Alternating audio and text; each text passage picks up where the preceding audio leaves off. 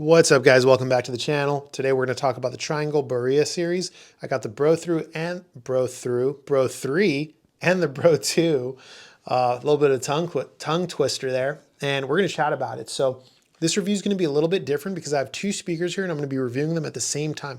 So normally at the end of the video, I start reviewing or comparing the speaker to other speakers from other brands. We're not going to do that this time because reviewing two speakers at the same time already and then comparing two speakers to a third speaker will be an absolute nightmare. I'm just not doing that, guys. If you have questions about how they compare to other speakers, I have a free Discord. You can hop in there. You can ask all your questions there, and I'll be more than happy to answer them. But guys, I freestyle these videos. These are one-shot takes. There's no way I could start doing three-way comparisons all at the same time without just starting to just run all over my words. Anyhow, I digress.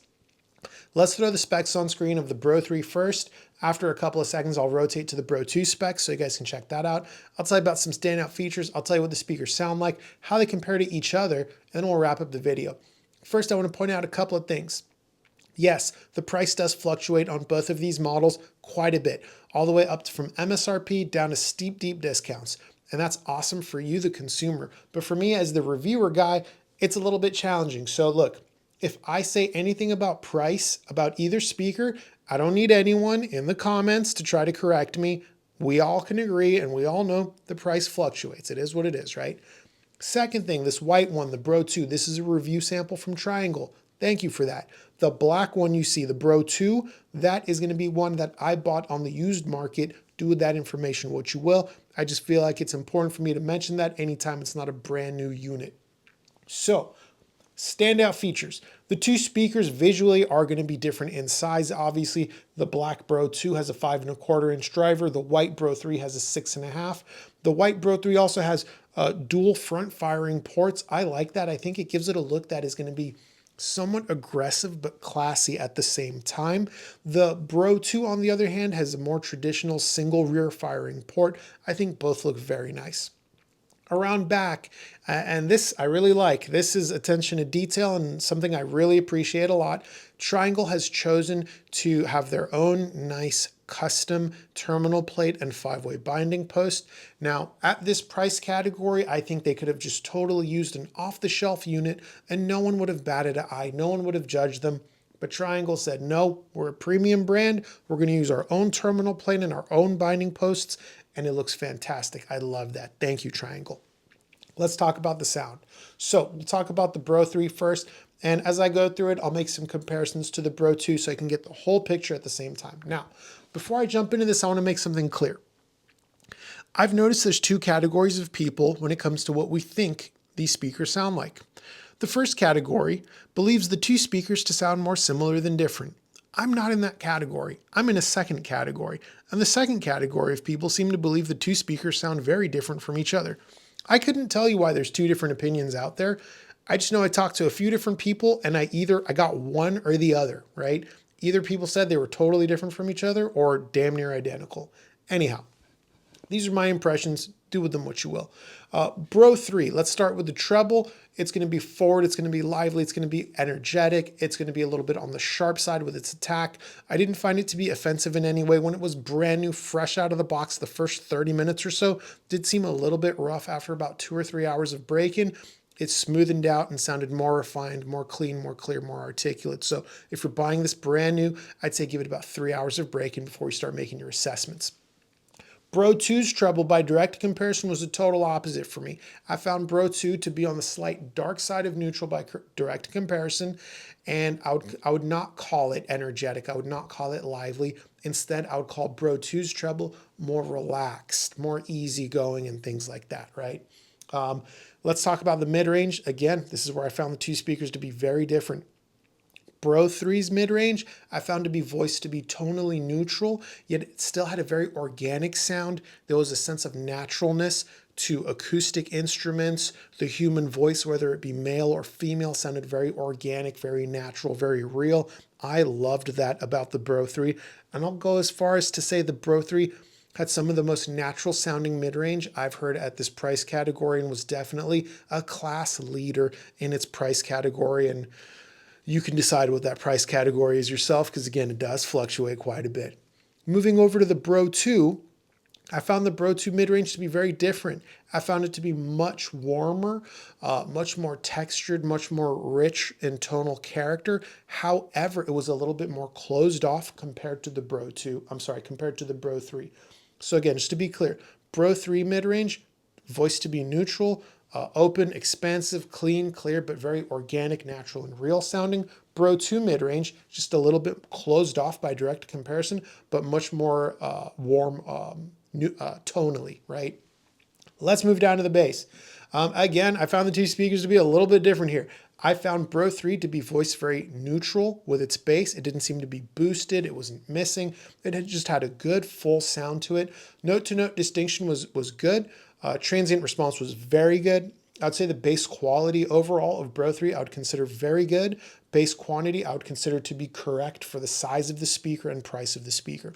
Moving on to the Bro 2, it was a different scenario. Again, I found Bro 2 to have slightly elevated or boosted bass response.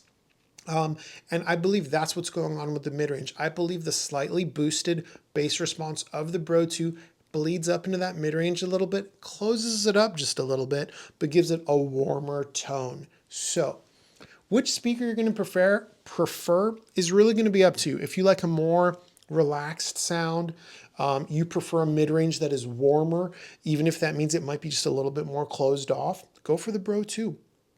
On the other hand, if you like a top end that is more lively and energetic, you like a mid-range that is more open and expansive, yet still tonally organic, natural, and real sounding, go with the Bro 3. Both are good speakers at the end of the day, and both speakers can be had at very, very fair prices, so I don't think most people will find many complaints. Now, I did use subwoofers for half my listening impressions, and I didn't use subwoofers for the other half. So I was able to fully assess both speakers. Both speakers paired very well with a wide variety of subwoofers. One of my favorite subwoofers to pair with either speaker was the Rel HT1003 Mark II. I think it's priced appropriately and sounds absolutely fantastic with either one of these speakers. Let's talk about amplifier pairing real quick.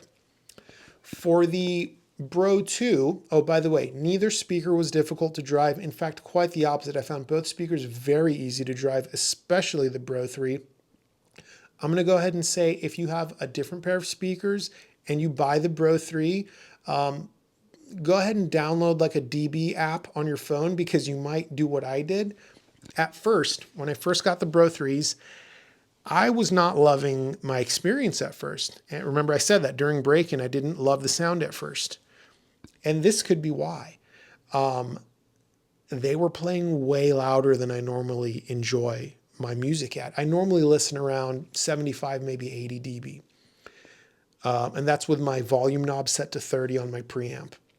That's how it is with most speakers. With the Bro 3, I was at 85 dB, peaking 88 dB with my volume knob set to 30. So they're very easy to drive. And what was happening to me is because the sound is fairly refined, so I didn't realize how loud it was, but my ears knew how loud it was. And I was getting a little bit of fatigue because I was listening at volumes much louder than I'm normally used to. Once I adjusted the volume back down closer to 75 or 80 dB, I was able to get right back into enjoying those. And hey, did they really break in? Did I just have them turned up too loud? I don't know. Part of this hobby gets weird sometimes. All I can tell you is the first 30 minutes of them didn't love, and I definitely did have them turned up way too loud because I didn't realize how sensitive they were. I digress. Back to amplifier pairing. So, Triangle Bro 3, super easy to drive. I think they're going to be a great pairing for like any of those super low powered tube amps that are known to have like the great tonal character but not a lot of power. Great pairing. Something more solid state, if you're looking for something more budget, Yamaha RS202, I think that'd be a great pairing for the Bro 3. If you're looking for something more on the high end side, something like the Hagel H190 is going to be a fantastic pairing for the Bro 3. Moving over to the Bro 2, that in my opinion is voiced to be very different, to be more warm sounding, just kind of from top to bottom. I'm going to recommend a totally different amplifier for Bro 2. For Bro 2, I'm going to recommend amplifiers that are going to lean more on the brighter side, more energetic, more lively, more open in their mid-range, more tight and controlling with their bass and so on. On the expensive side, we have options like Kinky Studio for the Bro 2. On the more affordable side, Emotiva TA2, TA1 integrated amplifiers. And on the really affordable side, we've got even amplifiers like the Auralic A50 Plus. That's just $200, and it has a built-in streamer. Also for the, I had one more amplifier recommendation for the Bro 3, but it's slipped my mind. It's getting late. It is what it is. All right, guys. So I think I've done these speakers justice. At the end of the day, I think they're both good. I think they both sound very different, however, and I think that's important to know. Is everyone going to have that experience? I don't know. I couldn't tell you because, again, when I talk to people online, I genuinely found people that voiced agreement. They had the exact same opinion as me.